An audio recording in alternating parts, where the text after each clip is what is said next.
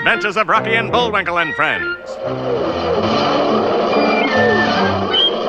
Starring that jet-A Jerry O'Lace, Rocket J. Squirrel, and his pal, Bullwinkle the Moose.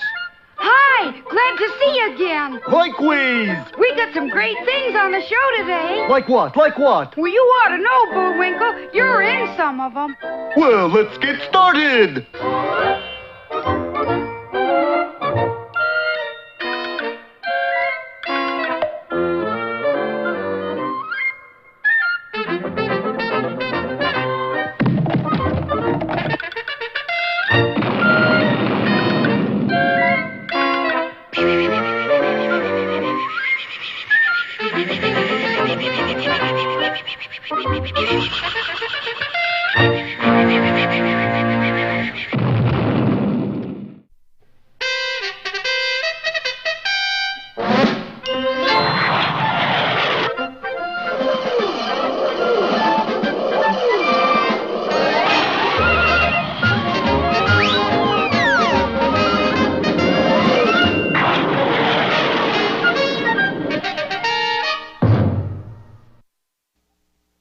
For your next vacation, why not visit wonderful Wyoming? Its beautiful mountains, great fishing, fabulous hunting make Wyoming an earthly paradise. But if you do go to Wyoming, for heaven's sake, stay away from Angel's Cramp. It's a mess. It's also a fishing resort with 100,000 fish, 10,000 fishermen, and no bait. No bait? No bait. Of course, fishermen are a determined lot. Some of them tried diving for the fish. Some tried trapping the fish. Neither idea worked very well. Ow! With no bait anywhere, you'd think it would be a field day for fly fishermen, but the fish wouldn't cooperate. They wanted worms. So in the woods near the resort, fishermen dug frantically. You come across any angleworms yet, Mervyn? Nope, I keep running into these silly gold nuggets. Well, keep at it. We're bound to get lucky sooner or later. At the resort itself, there was Black Despair and his orchestra. But nobody was dancing, and the manager was at his wits' end. I'd pay $1 apiece for fishing worms. And meanwhile, our heroes, Rocky and Bullwinkle, are the proud and trembling owners of a whole herd of worms. Proud because we've driven our herd 50 miles. Trembling because we're scared stiff. Yes, our boys have been surprised by a what's that? So-called because whenever people see it, they scream, What's that? you see. But this particular what's that is in reality Boris and Natasha, disguised to frighten our friends into giving up their herd. Anything I hate is stool pigeon narrator. But last time, another figure had just made the scene. What's that? Yes, this was the real honest-to-badness what's that.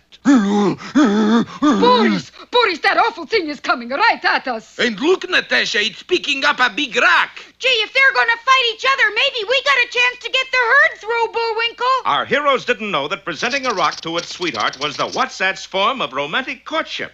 Then again, neither did Boris and Natasha. He is putting down the rock, Boris. What we do? What else? We pick it up and crown him with it. Then we run. Unfortunately, hitting a what's that with his own rock was a sign of acceptance. So the lovelorn what's that dashed after the retreating villain. Boris, he's coming closer and And what? he is blowing kisses. Natasha, I just got a terrible suspicion about him and us. What is it? I think we're engaged. Well, with the two what's that's gone, our boys continued driving their underground herd toward Angel's Cramp. Get along there! It looked as if their troubles were over. Don't you believe it? Boris, what happened to the what's that? He's over there. Yes, the wily villain had spread his costume over a bush, and the real what's that was doing his best to romance it. He brought it rocks, candy, even played the mandolin. Imagine all that fuss over a dummy. Please, does he make remarks about your friends? Well, Boris, they got through the pass. How are we going to stop herd? Easy, Natasha. We flood them out. Flood them out? Comes big rainstorm, whole herd of worms get soaked. Gets influenza. That will ruin moose and squirrel. Of course. Who buys bait that sneezes? True. But how are you going to get big rainstorm? Watch carefully. And Boris pulled a small book out of his pocket. Darling, what is that? What else is handbook for rainmakers? Handbook for rainmakers. What's it called? The old soak. Don't miss our next soggy episode, Reign of Terror, or The Desperate Showers.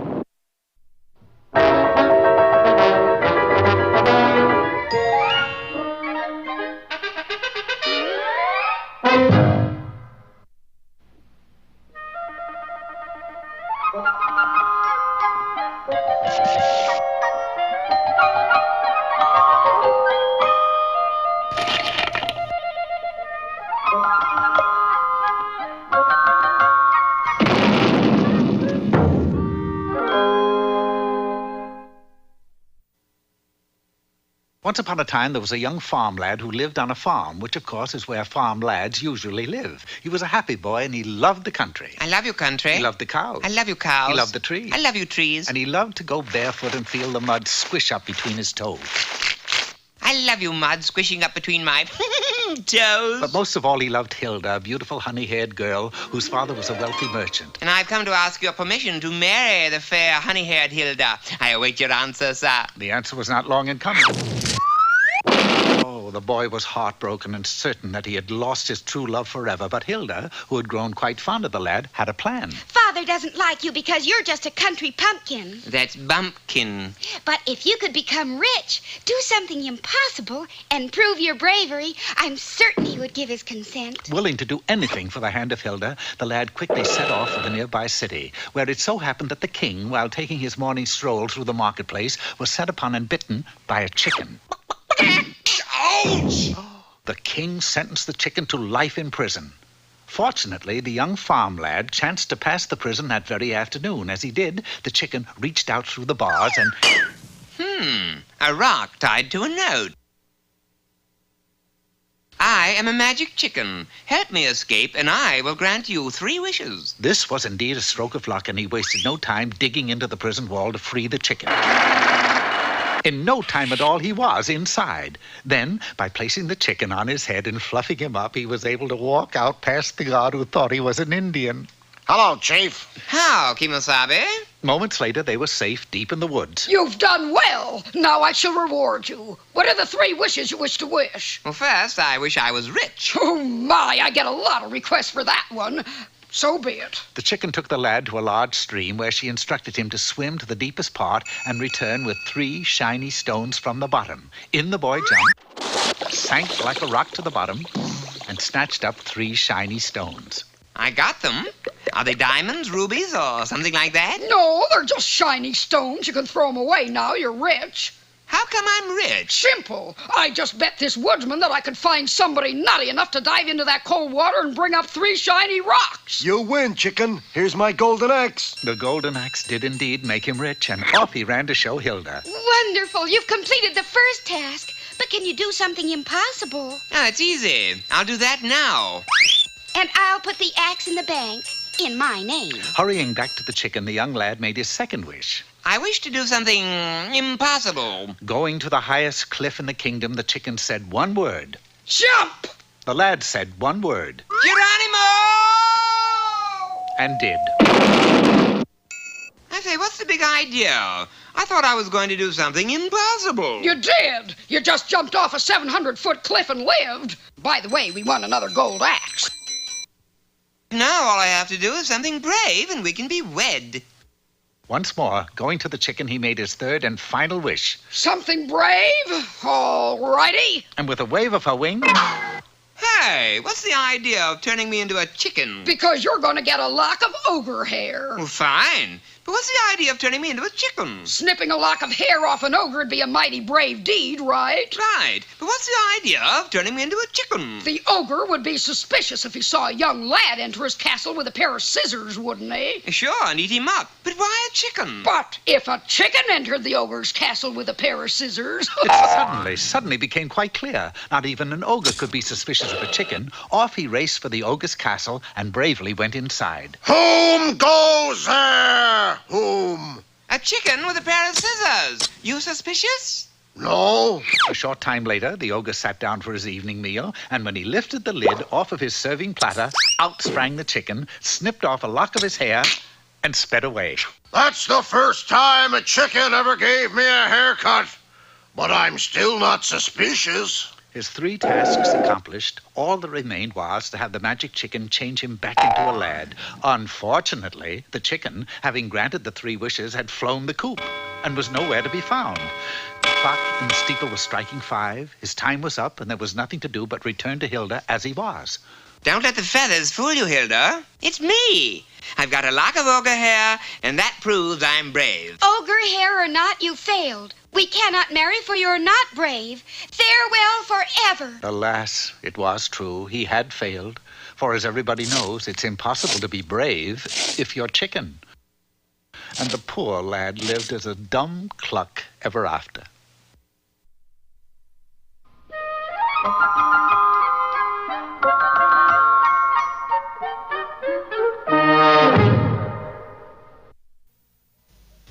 And now for the educational part of our program. Don't say that or nobody'll watch. Anyway, here's Mr. Know-It-All. Hello, friends. Today we take up the problem of how to have a hit record. First, it is necessary to make a record. That part's easy. Oh, palooty-dooty-bitty, rodo-sootity-fo, zoot. See? But next, you gotta have it played by a top-flight disc jockey. And there's one now. Disc Dawson. Hello, Disc Dawson. You're my favorite DJ. Would you like to hear my latest hit? No, I'd like you to hear my latest hit. Sounded more like a hit and run. Now, you may think I'm discouraged, and I am, but the essential thing is he'll remember me. I'll just press my face against the glass here and he'll recognize me. Hello, Disc Doll, remember me?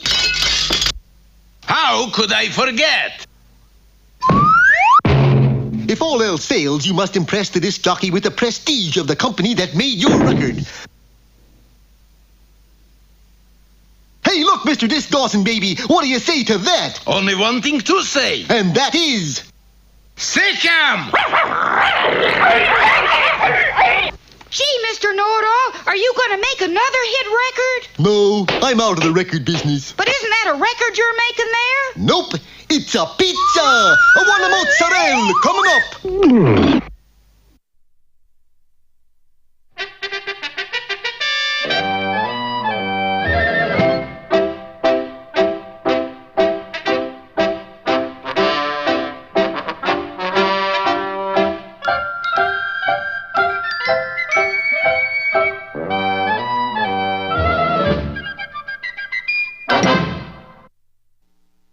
Peabody here with another serving of instant history. The Wayback Machine's all set to go, Mr. Peabody. So are we, Sherman. Our course for today is due north. You mean north? I mean Norse. We are going to Norway. The year is 995, and the unforgettable personality we shall palaver with will be none other than that renowned explorer, Leif Erikson. The transition through time was instantaneous. Good old reliable Wayback deposited us right on the Norwegian shores. However, we were anything but prepared for the sight that greeted us. For there, staggering out of the sea, came Leif Erikson, followed by his crew. What happened, Mr. Erikson? I forgot to take the boat. Sure enough, in his haste to discover uncharted lands, the formidable globetrotter had neglected to sail off in his ship. I knew there was something missing, but I wasn't sure. All right, you men, into the boat. We watched in silence as Leif took leave of the shore. The sturdy Viking craft pulled away, surged proudly forward, caught a favorable current, and sank. Jumpen Jiminy! Another boat was launched. Unfortunately, this one, too, made dubious progress. I don't understand it. Every time I climb aboard the boat, the dang busted thing sinks. Maybe you're too heavy, Mr. Erikson. Well, Mr. Erikson wasn't, but his beard was. Wow, 200 pounds. When we grow a beard, we don't fool around. Leif, I'm afraid that beard has got to go. By ye Horsefat, no. I had this beard ever since I was a little tinker, and where I go, it goes. Why not weigh everything on a boat, and whatever weighs 200 pounds leave behind? Then the beard can go. Sherman's idea was a sound one. Unreasonably sound, for after weighing the crew, the supplies, even the anchor, it was found the only thing that weighed exactly 200 pounds was the boat itself. And we tried sailing without the boat before. It's not as comfortable. The beard, Leif, you have no alternative. A nearby barber went into action, and 10 minutes later... All done. How does he look? Well groomed, I'm sure. If it weren't for one slight oversight, you see, you cut off his coat collar, not his beard. Back to work went the disappointed barber, but at the end of an hour... It's no use. This beard been too tough for my clippers. A hammer and chisel were brought into play, all to no avail. In desperation, Leif even allowed himself to be tacked in blasting powder. But when the smoke cleared, the beard was still unsheared. That's weird. Say, I think I know how to do it. I'll be right back. We were so concerned that we decided to follow him. A mile or so inland, we caught up with him. What are you going to do with that torch, Mr. Erickson? Yes, and whose house is this? Well, you see, I figured this way. The one sure way to make her fall out is to worry. So saying, he applied the torch to the building. Jeepers, the place is a shambles. Your house, Leif? No, it belongs to the King of Norway. Wait till he finds out you burned it down. Are you worried? Not yet, but I got one more thing to do. Before we could stop him, he sped off down a road, and who should be coming along but the king himself? Leif Erikson, as I live and breathe. The King of Norway. Just who I'm looking for. Summoning all his strength, Leif picked up his highness and deposited him in a nearby mud hole. Arrest that man! Put him in the hoosegow! Now you've done it, Mr. Erickson. Instead of sailing away, you'll be in jail. True, Sonny, but now I'm worried. Leif Erikson was carted away, and for 2 hours, Sherman and I implored the king to have mercy. You see, Your Majesty, he was only trying to have something to worry about, so he'd lose his beard and be able to discover uncharted lands. Well, in that case, I forgive him. Leif was brought before us. Well, Mr. Erickson, did all the worrying cause you to lose your beard? No, but I did lose my hair. Leif was bald. His beard was as prominent as ever. It's hopeless, Mr. Peabody. Nothing is hopeless, Sherman. I gathered some grass roots and made a potion which I applied to the persistent beard. Will that make it fall off? On the contrary, it will make it grow. Inside of 20 seconds, the beard grew 2 feet. Now it weighs 300 pounds. Precisely, and if you recall, so did the anchor. Well, Leif Erikson finally sailed away and eventually discovered Greenland. Of course, when it came time to drop the anchor, Leif was a trifle put out. Golly, he sure had his troubles, didn't he, Mr. Peabody? Yes, but there was a brighter side. For instance, Sherman, standing by the rail there is his son. Gee, Mr. Peabody, for a minute there, I was afraid you were going to make some awful pun about Leif Erik's son. Well, I was going to. Instead, I think we'll just say he turned over a new leaf.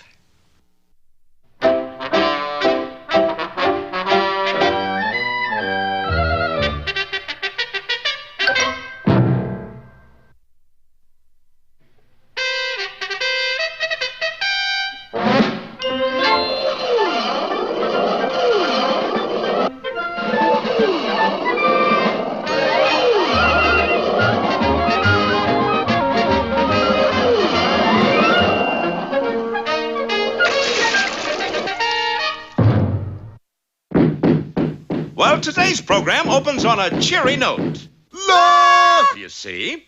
For our heroes and their herd of worms have almost reached their destination, the fishing resort of Angel's Cramp. And they're not a moment too soon either, for Angel's Cramp has run clean out of bait. And fishermen deprived of their opportunity to fish can be mighty ugly customers. You said it. Finlayson, what happened to you? I had a little tiff with a couple of the natives. And they tied you in knots? Yes, the natives are wrestlers tonight. But it still isn't clear sailing or herding for our heroes. For in a tiny valley a short distance away, their arch enemy is preparing to do them wrong. Why you in Indian costume, darling? Is all part of Finnish plan to knock off whole herd of worms. Look, in Fireside Crookbook, special fold-out section, see? I do crazy rain dance. We get big cloudburst. Rain soaks into ground. Worms get chilled, develops into influenza.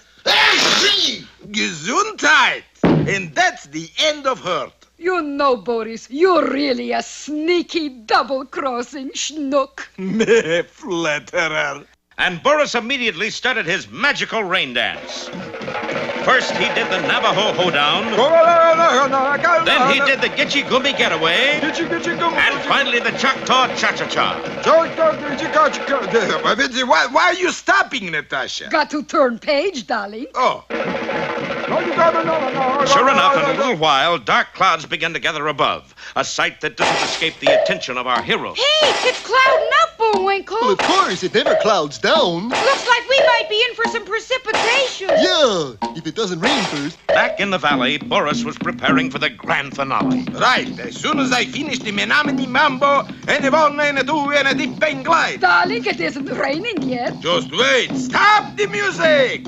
Now comes the grand finale. What is grand finale? Absolutely certain way to make it rain. What's that? I wash car. And Boris ducked out of sight behind a nearby mesa and shortly returned driving a vintage automobile, which he then proceeded to polish to a bright gleam.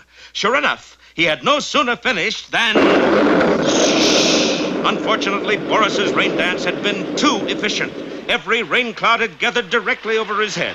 As a result, the little valley was soon turned into a large lake on which two castaways floated on an old Essex.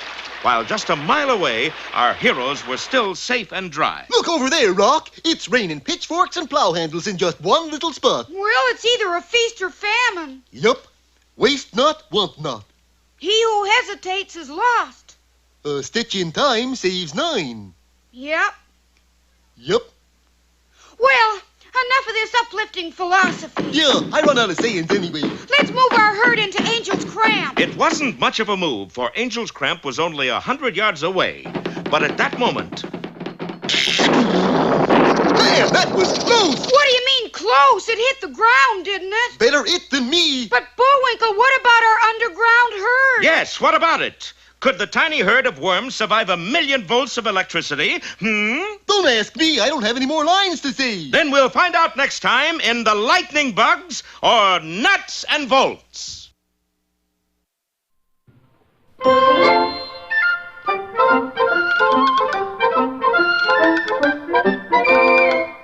Well, I guess that about wraps up another Rocky show. Certainly hope you enjoyed it. I did. I always say... Bullwinkle, time for us to go. Already? Okay, but first, here are some of the people who made this show impossible.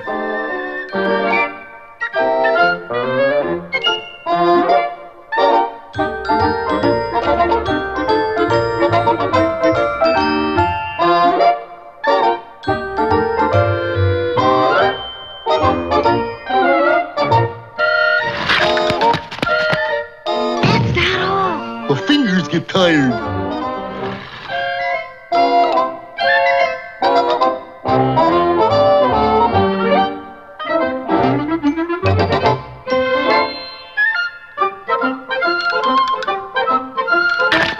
Oop! Got away from me again. Well, see you next time. Ready, Bullwinkle?